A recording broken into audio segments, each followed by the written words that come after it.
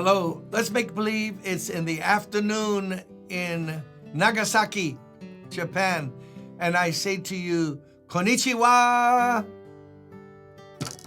See, Ohio is for the morning, but we're making believe it's afternoon. We're reading in Mark. By the way, just saying Japan, everyone who writes me notes who watches, and thank you for offerings that you send in. No, thank you. I haven't doing that enough. Thank you. I never spent a long time making appeals, but we're trying to do so many things for the Lord, and we have thousands of people who come to this church, but none especially wealthy that I'm aware of, and a lot of people living hand to mouth. Or middle class, lower middle class, middle class. And you send in your notes with your offerings, I appreciate it. But almost everyone goes, I'm a BTDD. I'm a Brooklyn Tabernacle daily devotional person. And then they write, Ohio. And they write it OHIOOOOOOOO. So sweet. So thank you. I show it sometimes to my assistant, Nina Chang. Her husband is Taiwanese, she's Japanese, and I say, look what you started, because she's the one who told me, Ohio. Jesus is speaking in Mark 8 at the end of what we call a chapter, and Jesus says something that I don't think too many of us really believe, including pastors. We quote it, and we go, oh, yes. But as a reality to us, I'm not sure. Here's what it says.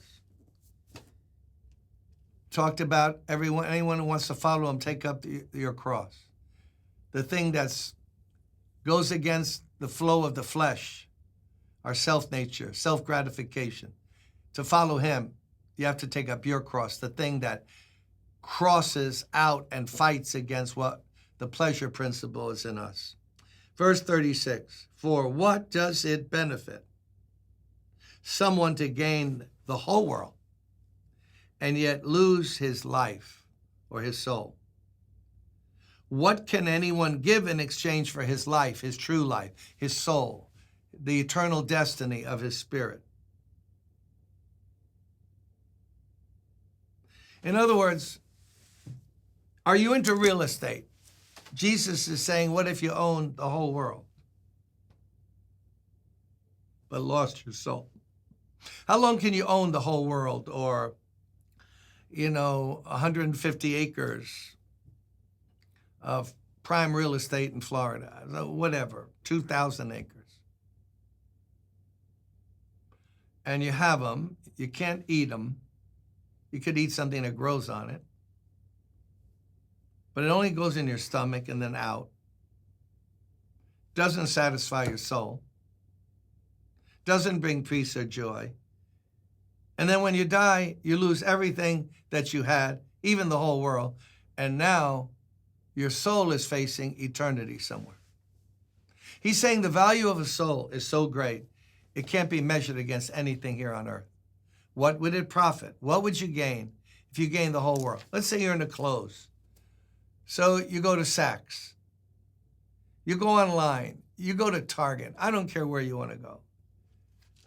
So you want an 80s look. I heard someone talking about, I want to go back to 80s look. Get all the 80s look you want, 90s, 2000, whatever. And you wear it, then you change clothes. But as you look at yourself in the mirror every day, you're noticing, wow, those are wrinkles. I'm getting old. What's that gray? Oh. Okay, I'm going to wear these bell bottoms. For what? Jesus says the value of a soul is so great. Nothing on earth, in fact, cumulatively, there's nothing can be put together to compare with the value of a soul. We're going to be in heaven one day. Oh, are you into money? Well, I read there where the streets are gold. That's what gold is worth. We walk on it.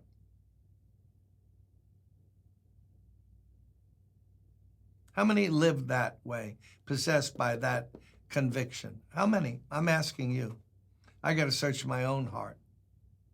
What would it profit if you gained the whole world and yet lost his life? What can anyone give in exchange for his life?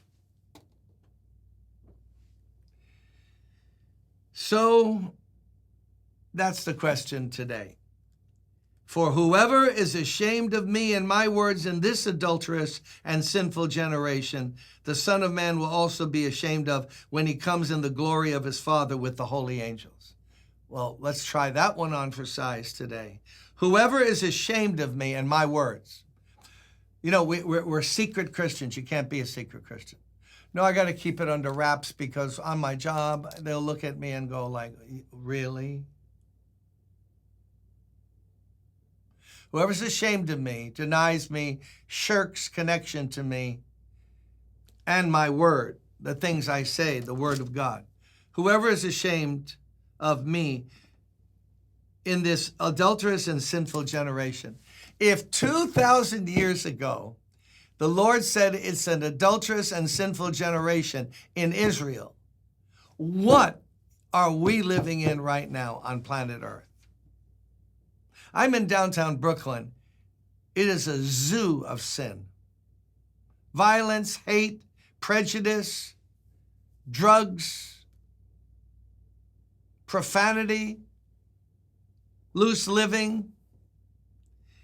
In this adulterous and sinful generation, if you're ashamed of him, especially because of the culture around you, he'll be ashamed of us or that person when he comes in the glory of his Father with the holy angels. Is that true? Well, it's in the Bible, so it's true. Let's assume it's true. So let's imagine it out with sanctified imagination. He comes, and he's coming.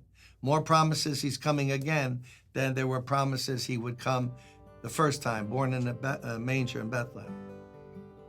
And he will know who's been ashamed of him and his words, compromised ourselves. Well, nobody's perfect, Pastor. Don't be a legalist. I'm not being anything. I'm telling you what Jesus said. Anyone ashamed of him and his words, he'll be ashamed of them. Whatever the ramifications of that, it doesn't sound like, well done, my good and faithful servant.